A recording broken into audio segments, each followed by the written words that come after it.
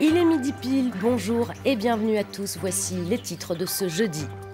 La fronde des viticulteurs face aux négociants et la grande distribution. Nouvelle manifestation ce matin dans une maison de négoce à Béchac et Caillaux. Un seul slogan, des vignes exploitées, oui, des vignerons exploités, non.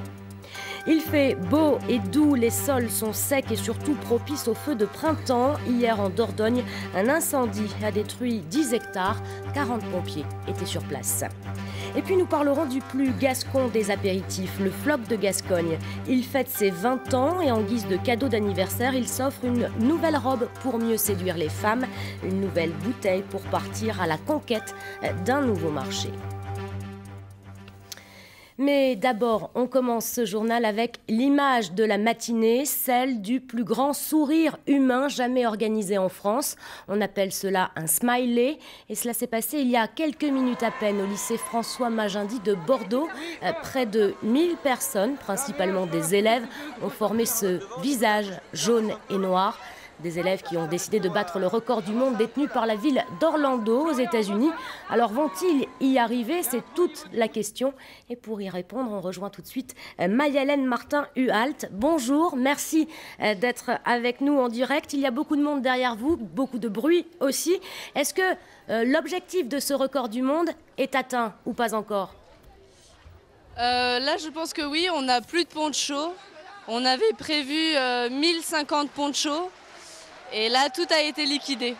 Alors, que va-t-il se passer? Il y avait un huissier qui va donc comptabiliser toutes ces personnes qui ont participé à ce smiley. Mais en même temps, il y a une autre compétition en parallèle en Grande-Bretagne. C'est ça, vous pouvez nous expliquer? C'est exactement ça. En fait, il y a une semaine, une élève qui était intéressée par un lycée anglais nous a montré sur leur site qu'ils avaient prévu le même record à la même heure.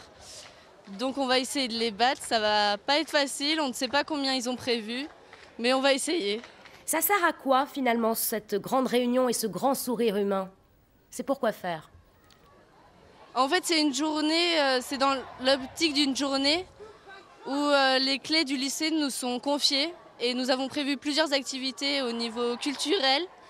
Et le smiley a été une idée intéressante pour qu'on soit tous réunis et réussir à battre ce record tous ensemble et dans la solidarité. Qu'est-ce qui est le plus difficile, parce que c'est une opération qui n'est pas simple à monter, à réaliser?